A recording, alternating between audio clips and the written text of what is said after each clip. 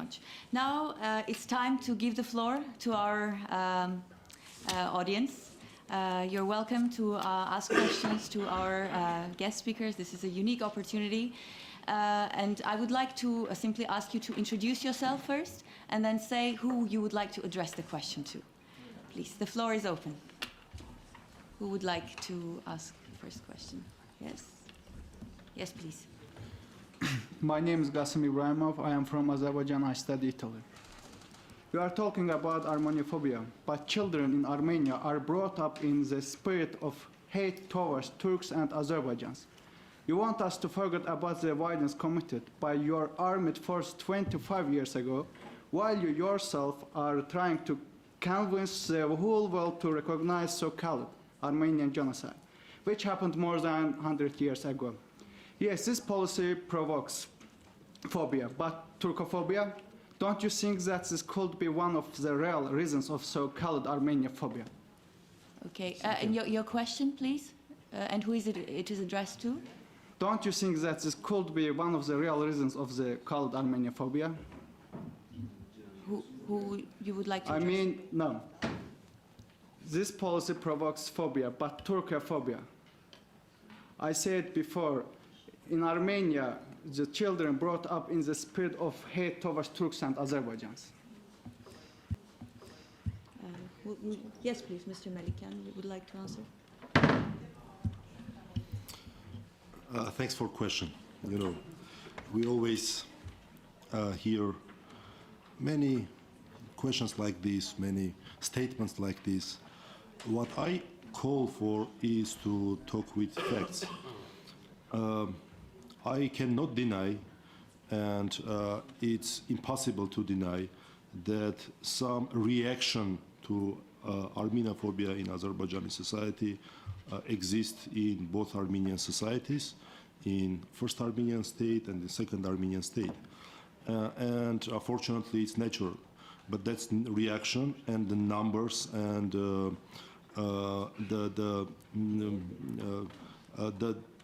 problem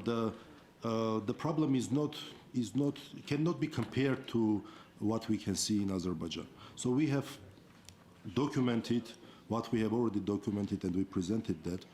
And I think it would be very productive if the dialogue will start with the facts, and the outcome of dialogue would be curing the societies and really trying to make the societies ready to peace, and not just making statements.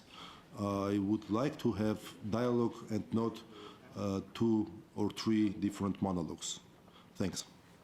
There's one question there, and then you. Yes, please. Thank you. I'm a student from Bilgi University from Turkey, and I want to just share a small experience of mine, and after my question probably will be for Mr. Zarakolu. When I recently graduated from Bilgi University, I was the Armenian student then, and I have an Azerbaijani friend in my classroom, and I always tried to have a friend with her, and she was always in distance with me. And one day she just kept me up in toilet when we don't have our phones with us, and she was like, I want to be friends with you, but don't forget that I will be back in Baku. So this was something surprising for me. I was, what that means, I will be back in Baku. The situation was that having Armenian friends, having Armenian schoolmates, it's a problem, and if you have a contact and you still being in contact with them if you are living in Baku. So that was kind of sad historic for me, and I can say that the problematic with Turks and Azeris, because I try to have a contact with both of them during my studies there, and the problem is that Turks are more open to be, Turkish people are more open to have a dialogues, even if we have or don't have the same ideas. I think that in 1915 that was a genocide, they think that was a war situation, doesn't matter, but we can talk to each other. So the thing that we have a huge lack between our neighbor Azeris and between Armenians is a real lack of dialogue. To just overcome the hate that we have, as you mentioned, for Turks and Armenians, first we should talk to each other, even if we don't share the same ideas, but we have to talk each other. And now my question should be to Mr. Zarakolu maybe, because he's an academician in Turkey. Do you think that actually Turkish open-minded friends and youngs could just be a bridge between Armenians and Azeris? Because they are more, let's say, more close to Azeris by their culture, by language, by everything. Could they be a bridge instead of being obstacle or adding other type of anti-Armenian propagandas? Maybe they could have another role to just help constructing something. Thank you. Thank you. Really very important question. Unfortunately, I must tell there is no relation with Azerbaijani progressive people or human rights defenders, but also it shows how they are under the pressure. As the Azerbaijani girl told you, I will go back to Baku. So we couldn't contact with Azeri circles. You know, there was an Azerbaijani writer had serious problems because only he wrote a book, not about the genocide, but it's a literal book and human base. And he couldn't, he lost his job and many problems. I met with some Azerbaijani human rights defenders. They had to leave Azerbaijan. And but you are right, we must try more and more to contact. Unfortunately, only ultra-nationalist circles have connection with Azerbaijan, but not progressive people have enough relation with. So it is also our wrong, I think. But also, I must add, Azerbaijan is very aggressive. My friend, he is a very important scholar and contribution for Armenian-Turkish dialogue, Said Çetinoğlu. He visited Arstak, and then there was a legal procedure to against him and other friends like you. And in Turkey, the prosecutor called them for interrogation because of the demand of the Azerbaijan without permission to go Azeri land. The accusation is that. But they are lucky they were not sent to Baku like you. May I just add one? I have to admit that I used to be a guest researcher in Armenian Academy of Science, and this is, I think, your remarks are very significant, I would say, because actually I was only the guest researcher for 2 years, but we were able to conduct 2 projects, scientific projects in Turkey, but none in Azerbaijan. But it might be a bridge, as you said, to good relations with Azerbaijan. There was, and we published like 2 books. One was the speaking to each other, speaking to one another. Another one was prospects of reconciliation. So we were able to cooperate with Turkish academic organization. So, but unfortunately not with the Azerbaijan. Yes, please. Thank you very much. My name is Pana. I'm also from Azerbaijan. And I'm also going to share an experience of mine that I have when I met an Armenian girl in a third country and we started to talk. And one of the first things she asked me is this true that in Azerbaijan, the way you learn math is by 2 dead Armenian bodies plus 3 dead Armenian bodies equals 5 dead Armenian bodies? and I was really, really shocked by how ridiculous it sounded to me, because that's not actually the way it's happening in Azerbaijan. So I can give you examples. If you go to Spotify and look at top 10 songs, one of the songs is an Armenian song. If you look in the middle of Baku, in the city center, there is an Armenian church, and there are 30,000 Armenians living in Azerbaijan. So I posted a picture with an Armenian girl on Facebook. I have a lot of Armenian friends on Facebook, and I never lived any problem that you say when you are going back to Azerbaijan. I mean, I think there has been a lot of one-sided and cherry-picking facts in this event, and my message to all, specifically young Armenians sitting in this room, is to go on Facebook and YouTube and Instagram and actually research for yourself. Not only look at the examples that are presented to you in this room, but also look at the comments that Azerbaijani people are writing, or posts, and etc.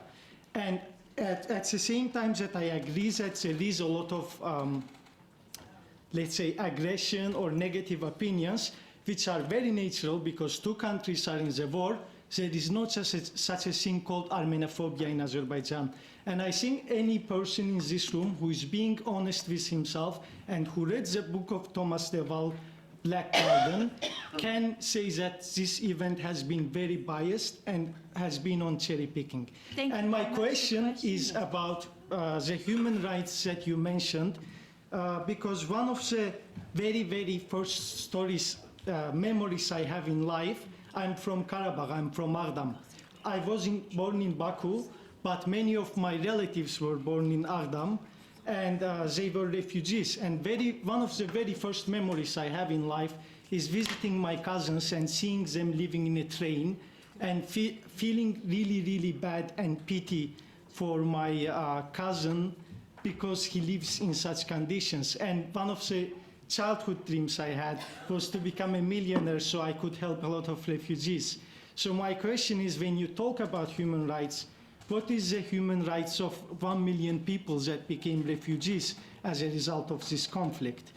And by that, I would like, we would like also to give opportunity to others. I would like to sum up. And I just want to say that after my question is answered, unfortunately I have to leave because I have to be in office during lunchtime. Thank you. Thank you, thank you.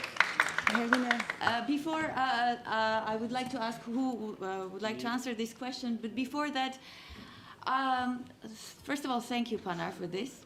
But I wish what you said, it was true. I had a very similar experience to what the lady there described, because I was a student myself in the United States of America, and there's this program which is called UGRET, which brings students from all the former Soviet countries to the United States to study there.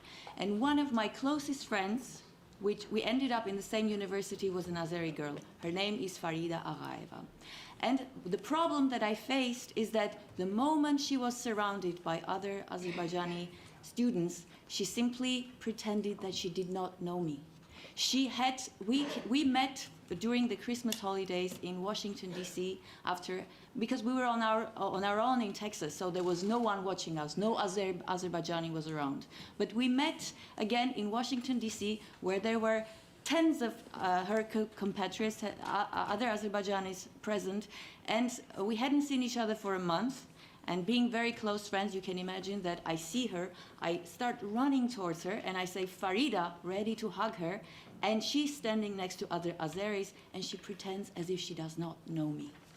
This was the first shock. And now, to tell you also another thing, is that she absolutely refused to be friends with me on LinkedIn. She refused to be friends with me on Facebook. And I understand her. I understand her. I have no bad or feelings towards her, because I know it is not her choice. I know it is something that is absolutely imposed on her. But thank you. It's good that we have this exchange. It's good that we have it and we have a possibility to express ourselves. Now I would like to give the floor to Mr. Beglarian. Thank you, Pana, for the question and comment. It's actually, as Harina said, it's very important to have this exchange, but really I want to have dialogue. not to have accusations, I don't know, blames, etc., but dialogue. If you say that there are Armenian monuments in Azerbaijan, there are Armenians living in Azerbaijan, just look at not your official data, official statistics, but look at reality, at least international reports.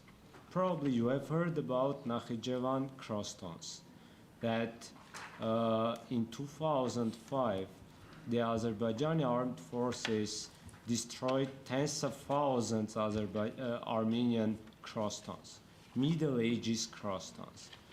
And a few days ago, Guardian also published a report on that. I hope you read that. If not, please just visit Guardian or message me on Facebook if you don't have such a problem. I'll send you the link. Also, the number of Armenians you are seeing in Azerbaijan, it's very, very exaggerated. Over hundreds of Armenians living there in Azerbaijan with mixed marriages, and this is said by international reports. For example, I'll send you the report published in January by the European Commission on Anti-Racism Policy in Azerbaijan. It's the 4th report. You can look at the paragraph 41 and 42. It's mentioned there clearly that there is no 30,000 Armenians. It's myth, because Azerbaijan uses that myth to show that it's a multicultural country. But this paragraph says that even if there are some Armenians living in Azerbaijan, their identities are hidden. They don't speak about that because they're afraid of speaking about that. But there are Azerbaijani people in Karabakh living there in terms of mixed marriages. And they are not afraid of speaking about identity, real identity. For sure, you're right, that it's natural in terms of war and in terms of conflict that people should have some aggression against each other. But we don't speak about natural human aggression, human problems. I also have some problems in this conflict, but I don't hate Azerbaijani people. The problem here is the state policy. In Armenia and in Artsakh, there is no state policy. Anti-Azerbaijani hate state policy. The problem is education, which is governed, which is, I don't know, planned, scheduled by the state, by the government. But in Armenia, you will not see such kind of cases. In Artsakh too. Yeah, sure, you have refugees, and we also have refugees, not only you. It means that both your refugees and our refugees, both our and your families who had some, I don't know, victims in the war, in the conflict, all of them have some problems. But we don't hate Azerbaijani people. I hate conflict. I hate war. But I know that as me, for example, I myself, I lost my father in the war. He used to be a soldier. In 1995, I lost my eyesight because of anti-personal mine, Azerbaijani mine. But I don't hate Azerbaijani people because I know that that's the rule of war. That's why I'm saying don't hate us, especially at the state level. It's against you, it's poisoning you.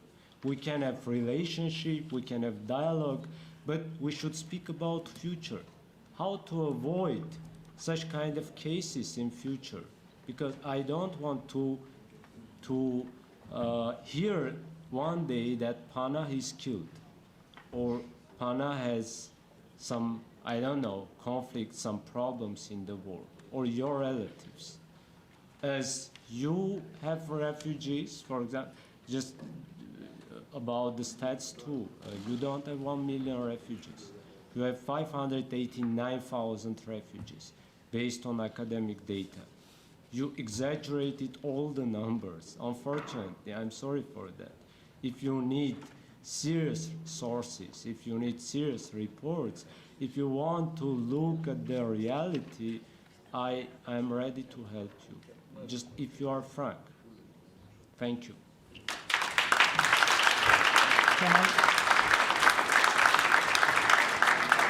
Can I just say one sentence? Very brief comment. Very brief, comment just a because feedback. there's a I mean, gentleman who would I like to cannot, floor. possibly because I don't have time, I cannot reply to anything, but just a feedback. When you organize something like this, I think you also need to have some Azerbaijani people sitting in the same panel, given the same number of minutes to be able to have a discussion or dialogue if you are really talking about it. Thank you very much. Thank you very much. We are interested in having such Azerbaijani participants, but unfortunately, it's very difficult to get in touch with people who truly are not indoctrinated, who are ready and open-minded, who are ready to discuss, because for some reason they are afraid. They are simply afraid of it. Please. Hello, my name is Andre Gevorkian. I'm an Armenian from Iran. So our Azerbaijani friends, my family is from the northwest of Iran, my father, which there are Azerbaijan. I myself am from Iran. I've lived in Belgium, worked in Belgium, in the United States, and I would like to make a few comments and ask the panel a general question. The first comment I would like to make on the historical side, we are, as Armenians, we are proud that we became Christian nation in 301. And that brought on the whole several wars on Armenia because of religion. Point one, that you see the evidence in the architecture of our church. Second, on the more historical and geopolitical side, we know that Azerbaijan was created in 1918, something that we neglect to put on the media more and more, because 3,000 years against 100 years, I think we know where the culture comes from. Second, in 1918, part of Armenia was taken by Stalin and given to Azerbaijan, which was part of Russia, then became part of Azerbaijan. And at the same time, during that period, there was a treaty that Western Armenia was the limits and the frontiers were part of Turkey. That has never been ratified by Turkey. That would be the question for the legal scholars to see what is the legal things that can be done on that side. On the human rights side and the historical side, we have seen the Armenian genocide, the Jewish Shoah, and all these atrocities that happen all over the world come about with authoritarian regimes. Right now in Turkey, Azerbaijan, and you have seen that with the Rohingyas and etc. We always come to see what has been done. What is the solution you propose to stop this before it happens again and again? Can I simply ask you to repeat your question addressed to human rights defenders? The human rights, I said... from the legal perspective, on the legal perspective, it was 2 points. One part of Armenia was given to Azerbaijan in 1918 by Stalin. And the question is? The question is whether what legally can be done to reclaim those parts. Or the treaty that was signed, that Turkey never ratified, that the western part of Armenia was never given back. Thank you. Thank you, Mr. Georgian, for the question. Actually, it's a very important question, but since I'm not a neurospecialist of that, I can't answer exactly what to do, but I have my opinion, I have my view. I think that we don't pay enough attention to those facts, historic facts and legal facts, especially coming from 1918, 1920s, because this kind of facts can help us to both historically and in terms of information, but also legally and politically, to show that the conflict is not coming from 1988 or 1991. The conflict it comes at least from 1918, and there are some legal documents, legal bases there, and also regarding to territories. Karabakh actually is not 4,400 kilometers, which is perceived internationally as Nagorno-Karabakh autonomous region or oblast used to be in 1988 or 1991 once it declared its independence.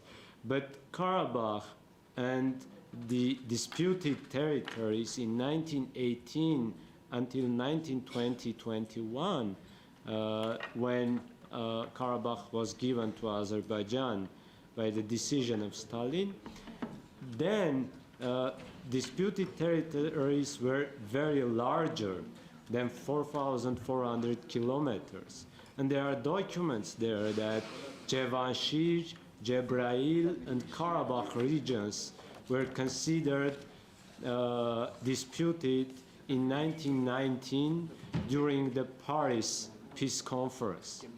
There is document and statement there.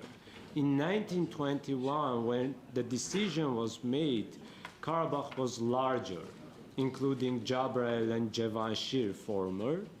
And even in 1923, when Nagorno-Karabakh Autonomous Oblast was created by the decision of Soviet Azerbaijan, even then Karabakh had a common border with Soviet Armenia through former Lachin region.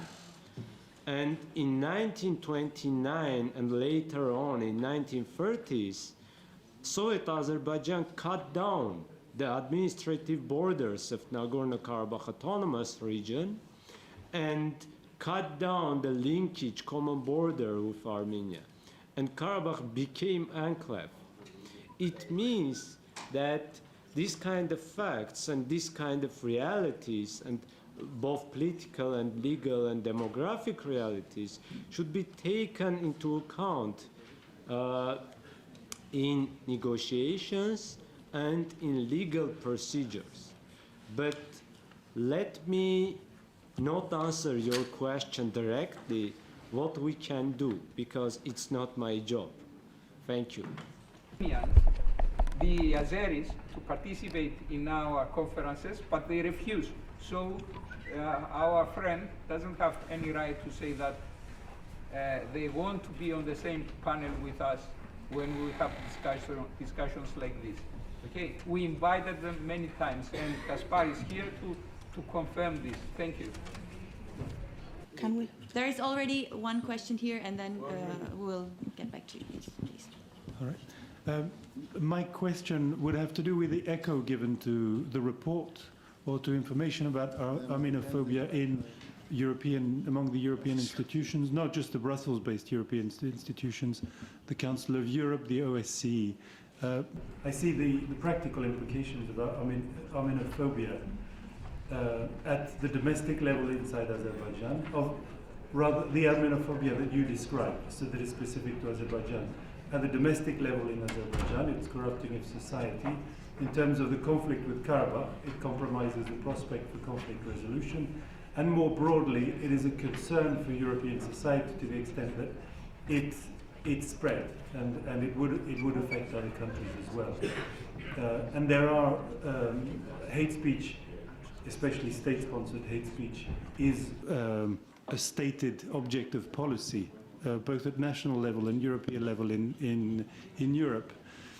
And but as far as I'm concerned, apart from the ECRI that you mentioned, I'm not aware of any additional work that is being carried out in this.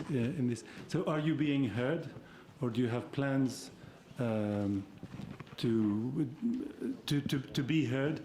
Is there any work being carried out at the European level or at the national level outside of Armenia, of course? Thank you very much, Mr. Tavitian. I will take the last question as well because we're short of time, and then both questions will be addressed. Yes, please.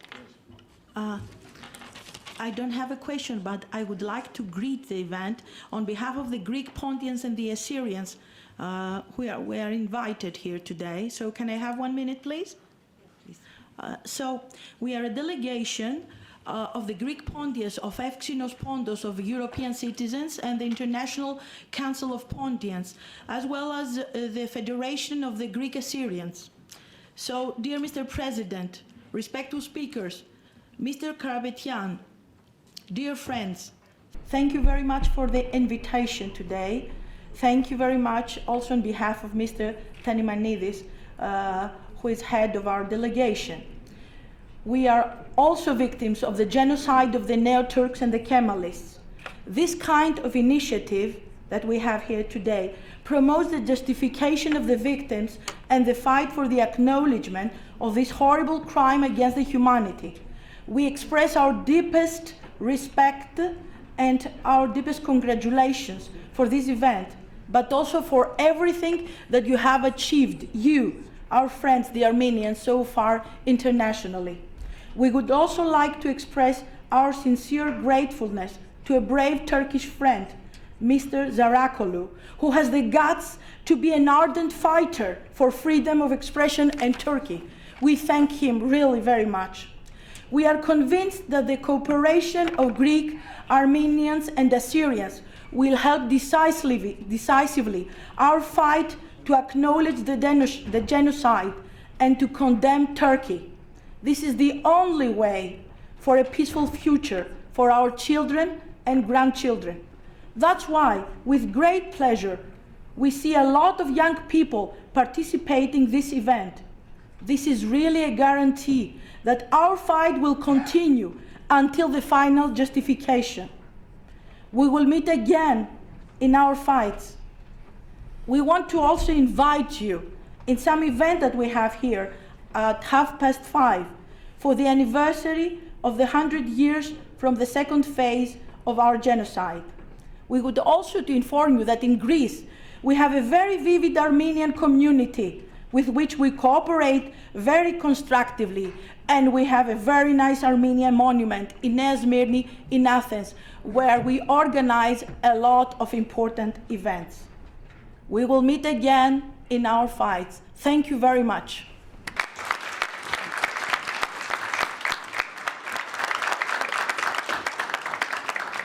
Thank you. Now perhaps you can address Mr. Tavitian's question. Mr. Tavitian, thank you for the question. It's very important for us to be heard internationally, not domestically inside the Armenian community in Armenia or outside Armenia, abroad. But we do our best to reach the international community, international governmental and non-governmental organizations, and to show that we have this kind of problem and we have this kind of insight. Because we are a part of international community, we all live on this earth and we share the earth. Regardless of our political status, we feel a responsibility about that. That's why we do our best. We send letters to the relevant international organizations, both non-governmental and governmental, and also European relevant committees. But it seems that there are some kind of careful approaches by them. I don't know why, but many organizations sometimes are politicized and they don't want to approach to our conflict or to relate to Artsakh directly. But there are some organizations also which are open for cooperation and open for such kind of reports.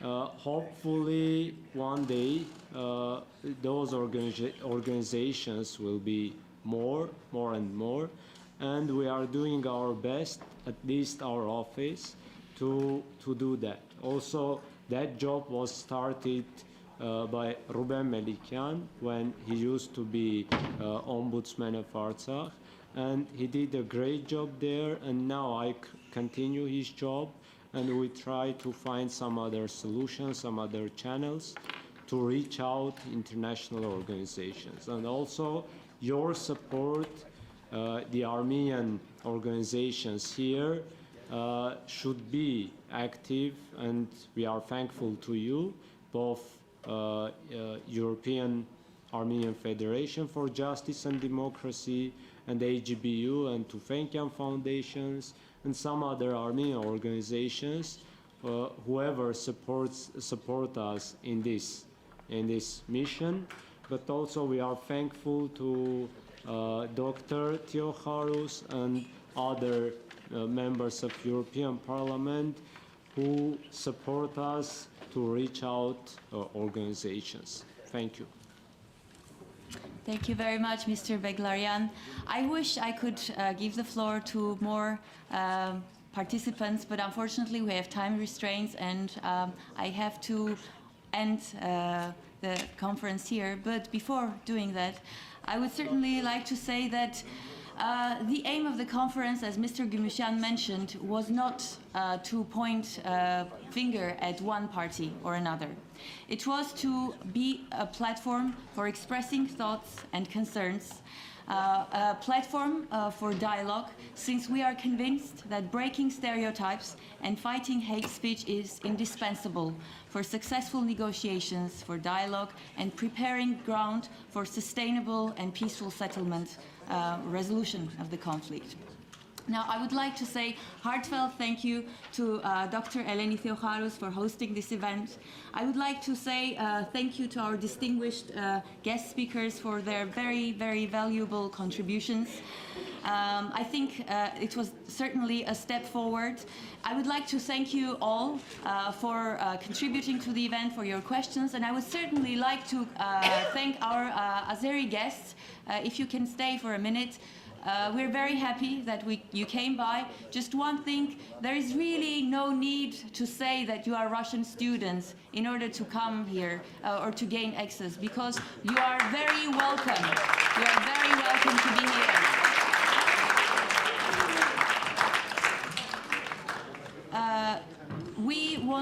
Our aim was to have some kind of exchange, a dialogue, and for the first step, I think this was a success. Thank you very much, and hopefully next time when we have such an event we can have some Azerbaijani participants as well who are willing to have a dialogue and to have a genuine conversation. And of course, as a co-organizer, I would like to say thank you to Mr. Gümüşyan and to Tufenkian Foundation.